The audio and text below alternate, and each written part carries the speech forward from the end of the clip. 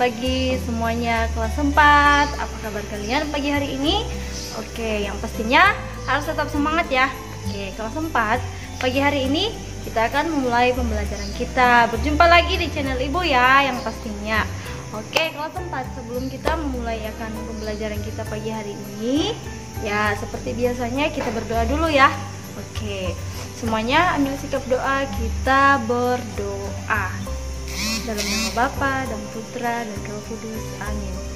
Tuhan Yesus yang baik, terima kasih buat pernyataan-Mu dalam kehidupan kami, sehingga pada pagi hari ini kami masih boleh menikmati kehidupan baru yang Tuhan berikan kepada kami. Berkati kami sepanjang hari ini Tuhan, terutama dalam proses pembelajaran. Berikan kami kesehatan, berikan kami akal budi yang baik untuk menerima pembelajaran yang diberikan oleh Bapak Ibu Guru sepanjang hari ini. Kami terus berdoa Tuhan buat negara kami ini yang menghadapi masalah terhadap penyakit COVID-19. Kiranya Engkau senantiasa memulihkan kami semua sehingga kami boleh berkumpul kembali di sekolah untuk belajar bersama. Tuhan Yesus, inilah doa dan harapan kami yang kami bawa beralaskan kasih-Mu. Amin. Dalam nama Bapa dan Putra dan Roh Kudus, amin. Oke, kelas 4, kalau kemarin kita membahas mengenai ya di buku tematik 4B itu tentang hak dan kewajiban terhadap sumber daya alam dan terhadap sumber energi. Ya, pastinya ya. Sebenarnya masih ada satu pokok bahasan di 4B ini, tapi nggak apa-apa karena kalau Ibu ulang lagi, pastinya karena tugasnya di situ Ibu perhatikan, pasti kalian bilang, aduh Bu, kenapa ini terus hak dan kewajiban terhadap air, hak dan kewajiban terhadap ini, ya. Oke, untuk pagi hari ini kita menggunakan buku tematik, buku tematik 4C untuk mata pelajaran PKN ya. Jadi IPS dan PKN sudah di buku tematik 4C. Nah, untuk pagi hari ini kita akan membahas mengenai masih tentang hak dan kewajiban terhadap, tapi kalau di 4C ini banyak membahas tentang sumber daya alam. Nah, karena di pembelajaran IPS Ibu perhatikan itu kita membahas mengenai letak strategis bangsa Indonesia. Nah, kalau diperhatikan secara geografis Indonesia ini memiliki banyak kekayaan alam. Oke, pagi hari ini Ibu sengaja loh ambil di latar kebun kita ya. Ya, anggap ini adalah kebun kita SD Presiden ya. Ada di sana sepertinya ada pepaya. Oh, yang nggak kena kamera ternyata. Ada pohon mangga. Nah, itu termasuk dalam kekayaan SD Presiden ya, karena di kebun SD Presiden kekayaan alam ya.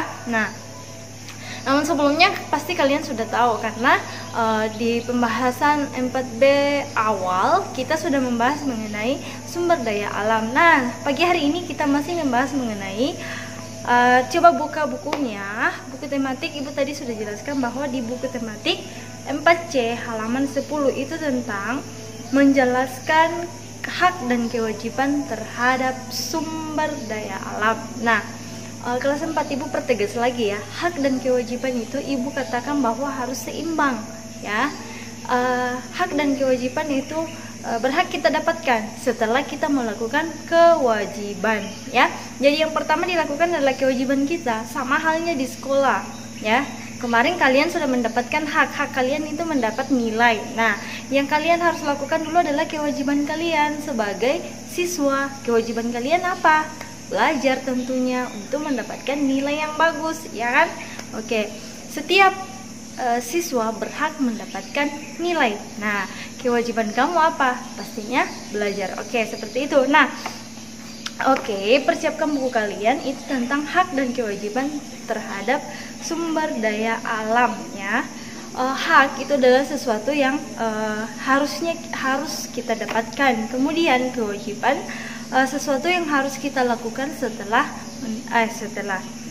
sebelum atau sesudah ya mendapatkan hak. Tapi alangkah baiknya kewajiban kita itu kita lakukan terlebih dahulu baru kita mendapatkan hak ya. Contohnya tadi Ibu sudah berikan. Oke, tapi nggak apa-apa juga sering kewajiban itu kita lakukan setelah kita mendapatkan hak. Oke, nah coba perhatikan karena pagi hari ini kita membahas mengenai sumber daya alam. Ada di situ bacaan sedikit ya. Ini tentang keluarga Lani ya.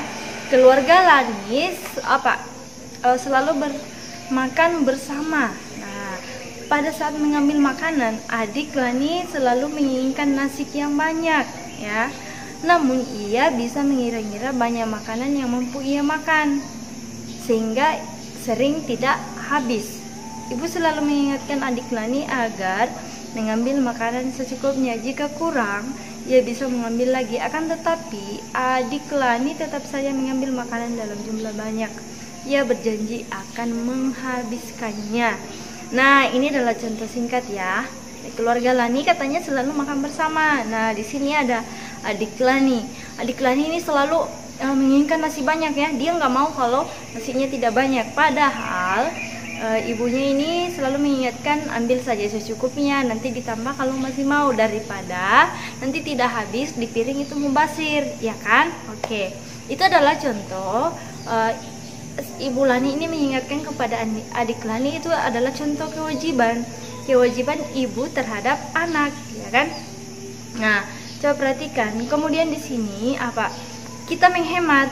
Ambil nasinya secukupnya, itu berarti kita menghemat, kita sudah mendapatkan makanan. Nah, kewajiban kita apa, ya kan? Nah, sumber daya alamnya apa di sini? Sumber daya alamnya adalah nasi, ya. Kenapa disebut sumber daya alam? Karena itu merupakan hal yang kita peroleh dari alam, yang kita bisa olah menjadi bahan makanan. Nah, karena ada sumber daya alam, supaya tidak cepat habis, kita apakan?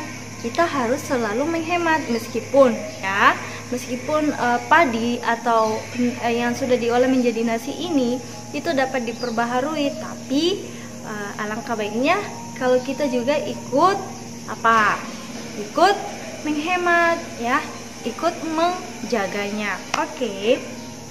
Nah, itu sedikit ya pengantar untuk hari ini tentang hak dan kewajiban terhadap sumber daya alam. Kita ambil dari contoh keluarga Lani. Sama kalau kalian berbelanja, misalnya ke toko buah, "Mah, aku pengen makan buah, yuk kita ke toko buah." "Yuk," kata mama. Sampai di sana, ambil buah semangka, ambil buah pisang, ambil buah jeruk, ambil buah apel dan sebagainya. Nah, diingatkan mamanya, ambil saja yang kamu mau, tapi semuanya dia mau. Nah, kamu tahu bahwa buah itu cepat busuk, ya kan? Nah, kamu diingatkan ambil saja. Nanti kita beli lagi kalau kamu mau. Jadi ingat ya pesan dari orang tuanya.